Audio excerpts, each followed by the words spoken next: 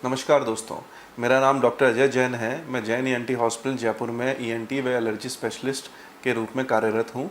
आज हम जिस टॉपिक के बारे में बात करेंगे वह एक बहुत ही कॉमन बीमारी है जो 25 से 30% लोगों को दुनिया भर में ग्रसित कर रखा है। इस बीमारी का नाम है एलर्जिक राइनाइटिस।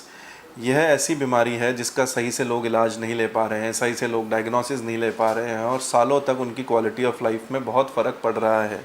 एलर्जी क्या है, इसका हम पता कैसे करें, इसके नुकसान क्या क्या हो सकते हैं, इसका ट्रीटमेंट क्या है और इसके नुकसान का ट्रीटमेंट क्या होना चाहिए। एलर्जी क्या चीज़ है?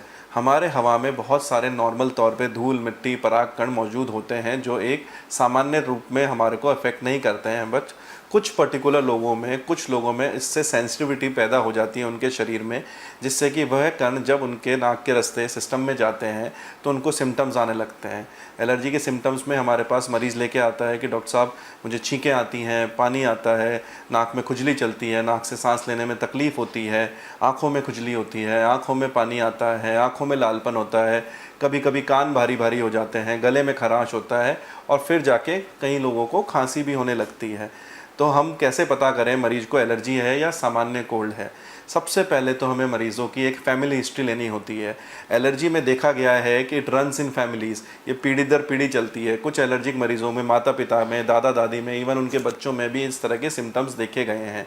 सामान्य कोल्ड कभी कभार किसी को भी हो सकता है, बट एलर्जी सामान्य तरह 3 तरह की पाई गई है।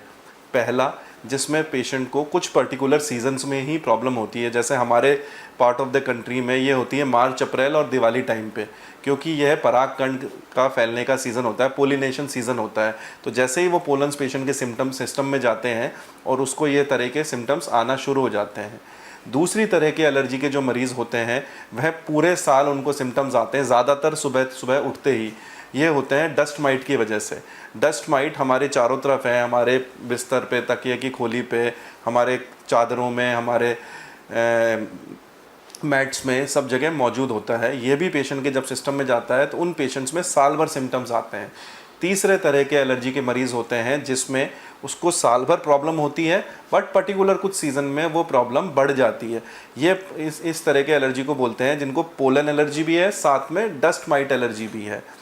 तो जैसे ही हमारे पास ये मरीज़ आता है, सबसे पहले हम मरीज के कुछ पर्टिकुलर हम टेस्ट करना चाहते हैं। सबसे पहले हमारे पास एंडोस्कोप होता है, जिससे हम उसके नाक में डाल के उसके नाक की म्यूकोज़ा को चेक करते हैं, उसमें कितना कंजेशन है, डिस्चार्ज है कि नहीं है, नाक के अंदर कोई पॉलिप्स तो नहीं बने हुए, नाक की हड्डी तो टेढ़ी नहीं हुई है, ये हम चेक करते हैं।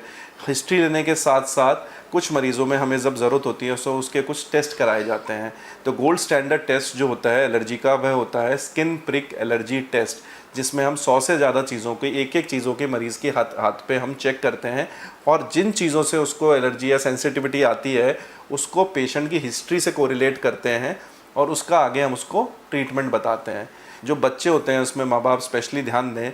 जो वो बच्चे हैं जिनको बार बार जुकाम हो रही है, जिनके बार बार कान में दर्द हो रहा है, रात को मुंह खोल के सो रहे हैं, खर्राटे ले रहे हैं और जिनके पेरेंट्स में भी एलर्जी की हिस्ट्री है, उसमें हम एक एक्सरे कराते हैं, एक्सरे नेजोफेरिंग्स लेटरल व्यू, जिससे हम पता लगाना चाहते हैं बच्चों के नाक के पीछे मांस तो नहीं बढ़ा हुआ एडिनॉइड्स का।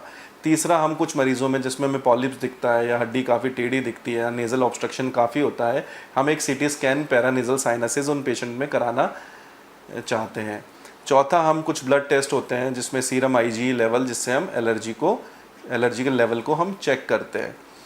आगे जब हमें पता चल गया एलर्जी का, हमने एलर्जी के लेवल का पता करने के बाद हम उसको आगे मेजर कर सकते हैं।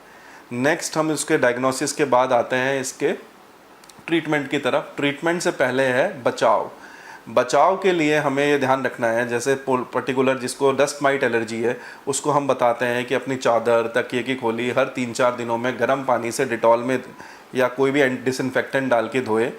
अपने रूम के अंदर मैट्रेस, ऐसी चीज़ें जहाँ पे धूल मिट्टी के कण इकट्ठे हुए हैं अपने कमरे में ना रखे।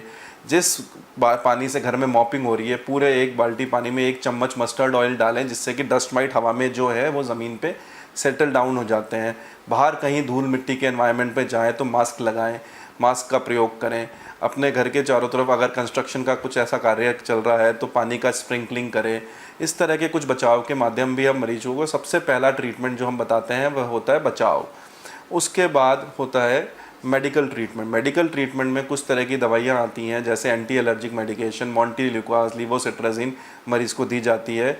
एक तरह का नेज़ल स्प्रे जिसमें फ्लूटिकाजोन नेज़ल स्प्रे होता है, जिसको हम मरीज़ को हम देते हैं।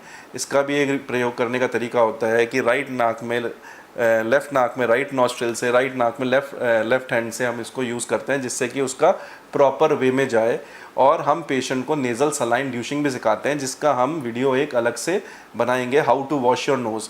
नेज़ल सलाइन वॉशिंग देखा गया है कि एलर्जी के मरीज़ों में बहुत ज़्यादा फ़ायदेमंद हुई है। फिर हम मरीज़ को बताते हैं एलर्जी का इलाज नहीं कराने के साइड इफ़ेक्ट्स क्या होते हैं। एलर्जी का इलाज साइड इफ़ेक्ट्स होते हैं कि एलर्जी सबसे पहले अपर रेस्पिरेटरी पाथवे से शुरू होती है। अपर रेस्पिरेटरी पाथवे से शुरू होकर नाक को पकड़ती है, छींकें, पानी, खुजली, आँखों में खुजली, आँखों में पानी। फिर वो कान नाक की यूस्टेशन ट्यूब को पकड़ती है, पेशेंट के कान में दर्द होने लगता है। कुछ प्रतिशत पेशेंट्स का कान के पर्दे में भी उससे नुकसान हो सकता है, जिसकी बाद में उसको सर्जरी कराने की ज़रूरत पड़ सकती है। लंबे समय एलर्जी रखने से नाक के अंदर साइनसेस में पॉलिप्स वगैरह डेवलप होने की संभावना काफ़ी अधिक रहती है, जिससे कि उस मरीज़ को आगे सर्जरी की ज़रूरत पड़ सकती है। और काफ़ी मरीज़ों में यह भी देखा गया है, जब सालों एलर्जी की मरीज़ इलाज नहीं ले ढंग से, उसका डायग्नोसिस नहीं हो, तो उसमें देखा गया है कि उसको दमा होने की काफ़ी संभावनाएं रहती हैं। जिसके परिवार में ऐसे सिम्टम्स चल रहे हैं, उनको जाके अपना एक एलर्जी स्पेशलिस्ट से एलर्जी टेस्ट करा के और उसका आगे प्रॉपर ट्रीटमेंट लेना चाहिए। हम अब आएंगे इसके इलाज पे।